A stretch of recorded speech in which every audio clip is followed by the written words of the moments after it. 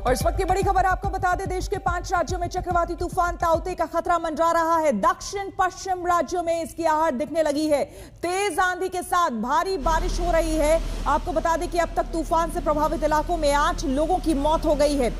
कई पेड़ गिर गए हैं, घरों को काफी नुकसान हुआ है। आपको हम तस्वीरें दिखा रहे हैं। देखिए, गोवा, केरल, कर्नाटक और मुंबई की तस्वीरें, गुजरात की तस्वीरें, जहां पर इस तूफान के आने से पहले की तबाही जो है वो आपको देखने को मिल जाएगी।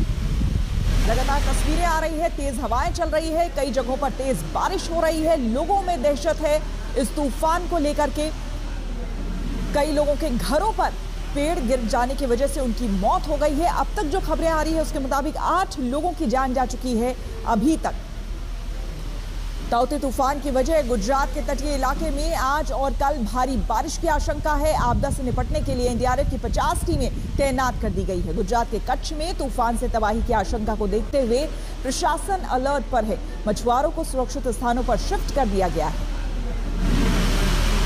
आपको हम दिखा रहे हैं गुजरात में, देखिए, कच्छ, जूनागढ़, सूरत, अमरेली, वेरावल और अहमदाबाद की तस्वीरें, जहां पर तूफान से पहले की जो आहट है और उसकी तस्वीरें आपको दिख जाएगी।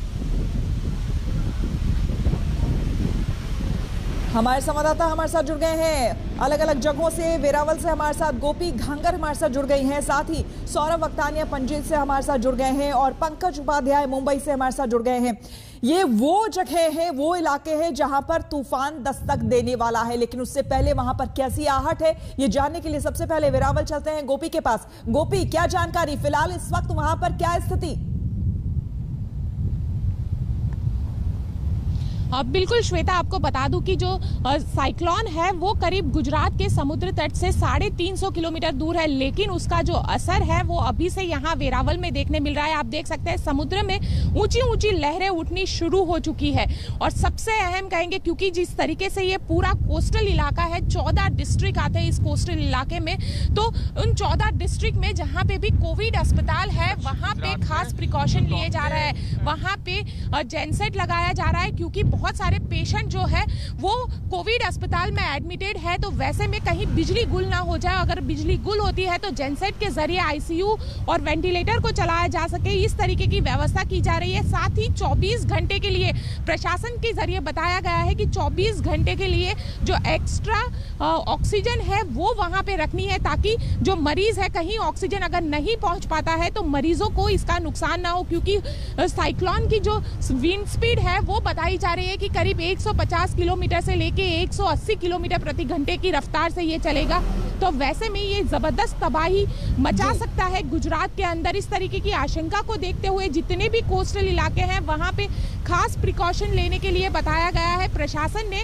जो वेरावल का ये समुद्र तट है, यहाँ पे जो सुबह सुबह लोग आए हुए थे उनको भी यहाँ से खदेड़ा गया है। और आप खुद ही देख सकती है कि समुद्र में समुद्र जो है वो काफी रफ हो चुका है। लोगों का जो स्थलांतर है वो यहाँ से उनको सुरक्षित जगह पे पहुंचाना, और ऐसे वक्त पे पहुंचाना जब कोविड का वक्त चल रहा है, तो उनका रैपिड टेस्ट भी किया जा रहा है। जितने लोग समुद्र के नजदीक में रहते हैं तो उनको सुरक्षित जगह पे पहुंचाने के लिए पहले लोगों को भी सतर्क रहना चाहिए। गोपी, लोगों को भी अपनी जिम्मेदारी समझनी चाहिए। चलते हैं सौरभ वक्तानिया के पास, जो कि इस वक्त पणजी में हमारे साथ जुड़ रहे हैं। सौरभ, गोवा मेडिकल कॉलेज का हाल हम पहले ही देख चुके हैं, ऐसे में एक और मुसीबत अब सामने आ रही है। कैसे वहां का जो सरकारी तंत्र है वो इन तमाम चीजों से निपटने के लिए कितनी तैयारी उनकी है? देखिए श्वेता, जिस तरीके से गोवा पहले से ही कोरोना वायरस की मार झेल रहा था, लेकिन कल जिस तरीके से साइक्लोन ताउते ने यहाँ पर तबाही मचाई है वो बहुत ही बुरा हाल करके गई है। सबसे पहले तो इस पूरे साइक्लोन में आपको बताऊं कि कल दिन भर तेज हवा चल रही थी, देर रात तक जबरदस्त बारिश हो रही थी और अभी भी तेज हवाएं बिल्कुल साफ नजर आ रही है। तस्वीरों में भी कुछ दिखा दूं मैं आपको यहाँ पर कि किस तरीके से पेड़ गिरे हुए हैं। 2 लोगों की इसमें मौत हुई है, जो 2 लोगों पर पेड़ गिरे हुए हैं, इलेक्ट्रिक पोल गिरे हुए हैं। और श्वेता, ज़्यादातर गोवा में, सबसे बड़ी बात, ज़्यादातर गोवा में अभी भी जो इलेक्ट्रिसिटी है वो नहीं है, क्योंकि जितने भी जो इलेक्ट्रिक पोल है वो तूफान की वजह से उखड़ चुके हैं। 500 से ज़्यादा पेड़ गिर चुके हैं, 200 से ज़्यादा ऐसे घर हैं जो पूरी तरीके से बर्बाद हो चुके हैं। तो आप समझिए कि गोवा में किस तरीके का हाल है।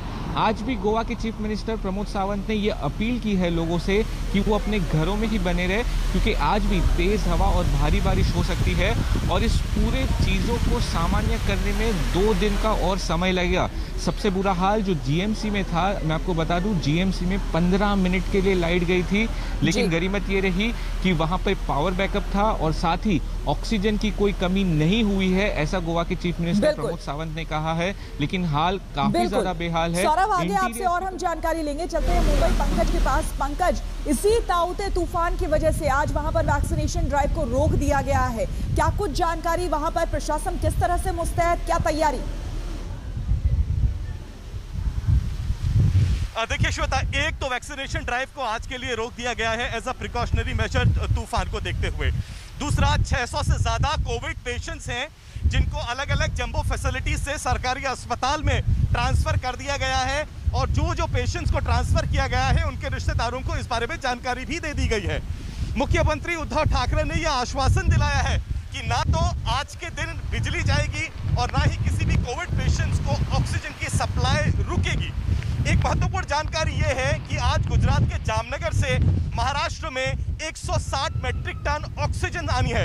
अगर ये साइक्लोनिक एक्टिविटी गुजरात में ज्यादा बढ़ जाती है तो फिर शायद ये ट्रांसपोर्टेशन ना हो पाए। इसके लिए बैकअप प्लान भी बनाया गया है। 50 से 60 मैट्रिक टन रिजर्व ऑक्सीजन रखी गई है तमाम उन कोस्टल एरियाज के लिए जहां पर कोविड सेंटर्स हैं। मुख्यमंत्री ने कहा है बिल्कुल, आप सभी नजर बनाए रखें। फिलहाल आप सभी का बहुत बहुत शुक्रिया तमाम जानकारी के लिए। रुकेंगे यहाँ पर एक छोटे से ब्रेक के लिए, बने रहे हमारे साथ, देखते रहिए आज तक।